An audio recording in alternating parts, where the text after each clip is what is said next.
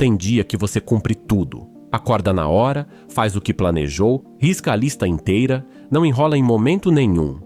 E aí chega a noite e bate aquela sensação incômoda de não ter avançado em nada que realmente importa.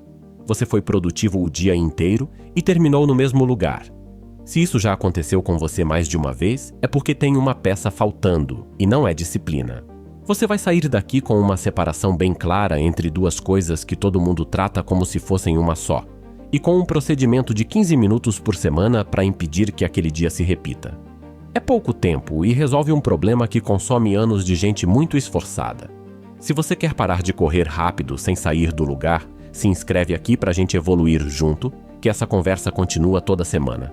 Deixa o like que ajuda demais. Bora! A crença é a de que foco e disciplina são a mesma virtude com dois nomes. A gente usa as duas palavras quase como sinônimo. E a ideia geral é que uma pessoa focada e disciplinada é uma pessoa que trabalha muito e não se distrai. E é fácil confundir, porque as duas aparecem juntas nas pessoas que a gente admira. Mas elas são coisas bem diferentes, e a diferença é essa. Foco é escolher onde a sua atenção vai.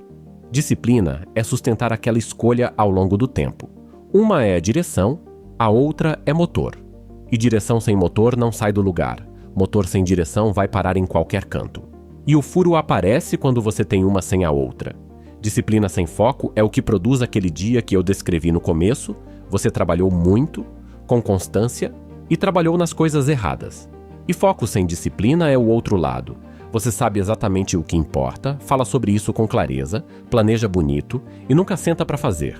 Pensa em duas pessoas com o mesmo trabalho. A primeira é organizadíssima, responde todos os e-mails no mesmo dia, mantém tudo em ordem, nunca atrasa nada e passa 5 anos assim. A segunda tem clareza total do que importa na carreira dela. Sabe qual habilidade precisa desenvolver, sabe com quem precisa falar e vive adiando. No fim de 5 anos, nenhuma das duas chegou onde queria e as duas vão explicar isso de formas diferentes. Uma dirá que trabalhou demais e não foi reconhecida, a outra dirá que sabia o caminho, mas não conseguiu se organizar. Tem uma frase de 1971 que eu acho impressionante, de um economista e psicólogo chamado Herbert Simon. Ele escreveu que, num mundo rico em informação, a abundância de informação significa escassez de outra coisa. Escassez daquilo que a informação consome. E o que a informação consome é bastante óbvio. Ela consome a atenção de quem a recebe. Isso é de 71. Não tinha internet, não tinha celular, não tinha feed. E ele já tinha visto que o recurso que ia acabar primeiro era a atenção. 50 e poucos anos depois, com tudo o que foi inventado nesse meio tempo, essa continua sendo a descrição mais precisa do problema que você tem quando senta para trabalhar. E se a atenção é o recurso escasso, então gastar ela com disciplina e sem direção é o pior negócio que existe, porque você está queimando o que você tem de mais limitado com muita eficiência na coisa errada. É como remar com força numa direção que você não escolheu. E quanto melhor você rema, mais longe você fica.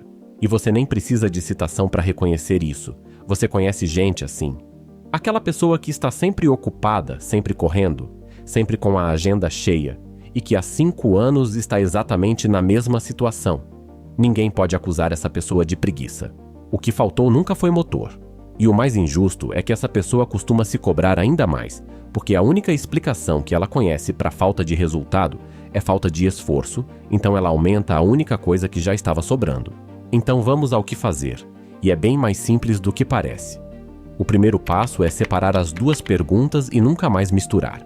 A pergunta do foco é o que e a pergunta da disciplina é quanto. E o erro que quase todo mundo comete é passar a semana inteira respondendo a segunda sem nunca ter respondido a primeira. Você acorda e pergunta, quanto vou trabalhar hoje? E não pergunta em que isso avança. Uma vez que você percebe isso, você começa a notar acontecendo em tempo real. E repara como toda a indústria de produtividade fala quase só da segunda pergunta. Método para render mais, técnica para não se distrair, aplicativo para organizar, rotina para acordar cedo. Tudo isso responde quanto. Quase nada responde o que, porque responder o que é mais desconfortável. Envolve escolher e abrir mão, e não tem ferramenta que faça isso por você. É bem mais fácil vender um motor melhor do que ajudar alguém a decidir para onde vai. O segundo passo é a revisão semanal de direção, e são 15 minutos. sempre no mesmo dia. Domingo à noite funciona bem para muita gente. E são 3 perguntas só. O que eu quero que esteja diferente daqui a 3 meses? O que eu fiz essa semana que avançou isso? O que eu fiz essa semana que não avançou nada? Escreve as respostas, mesmo que sejam curtas. A terceira pergunta é a que dói e é a que mais rende. E tem 2 condições para essa revisão funcionar.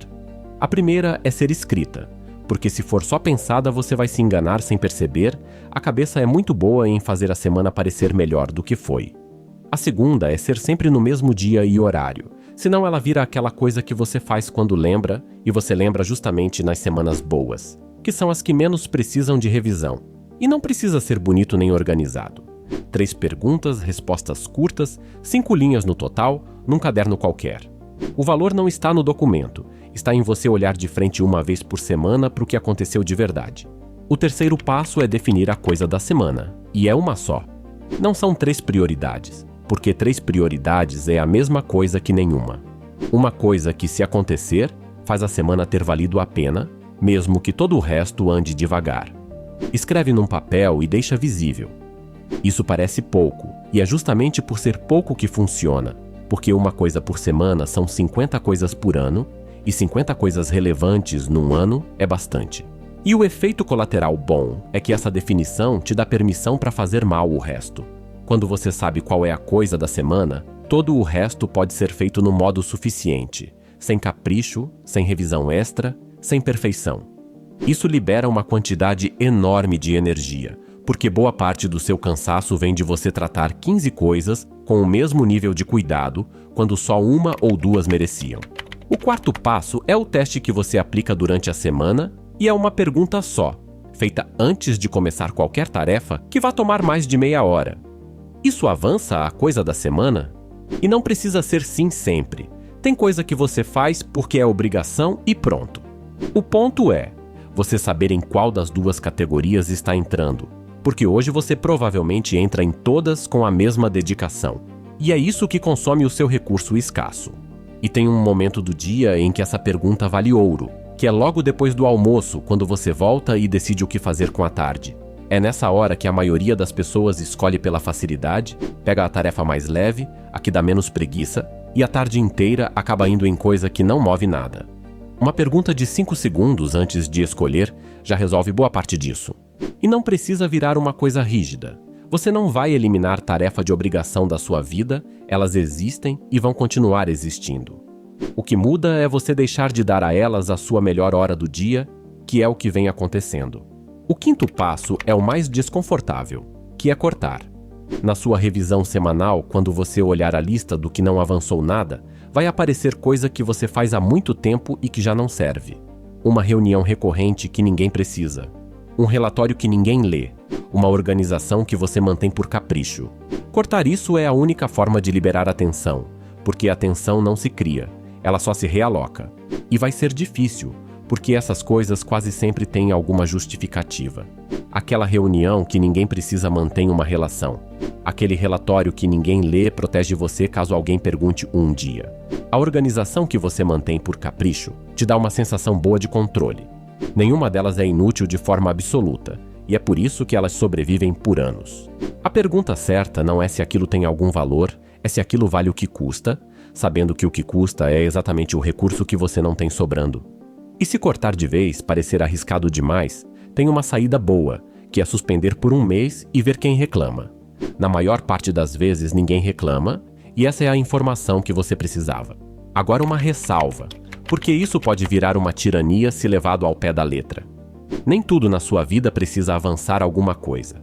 Conversar com alguém sem propósito, descansar sem produzir, fazer uma coisa só porque dá prazer, tudo isso é vida e não é desperdício de atenção.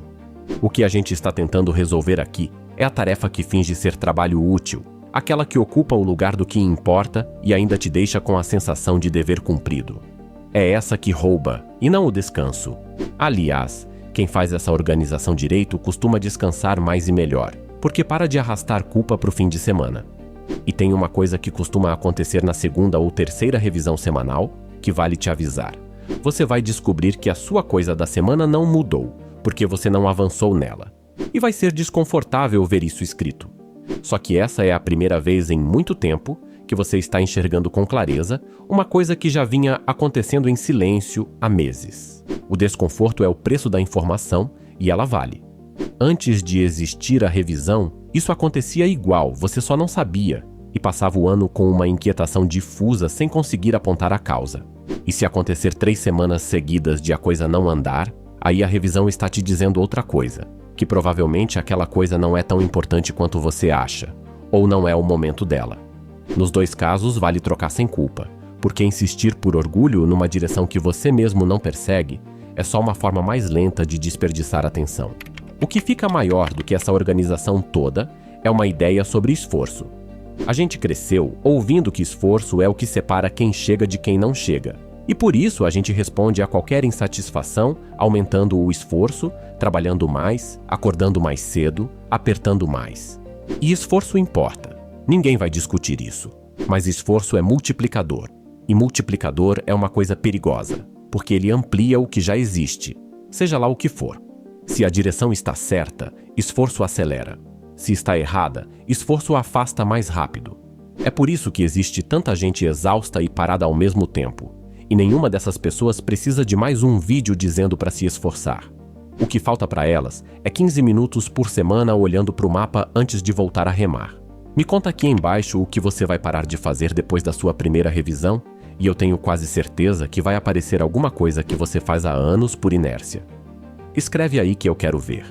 Deixa o like se isso te ajudou e se inscreve pra gente continuar junto. Até o próximo.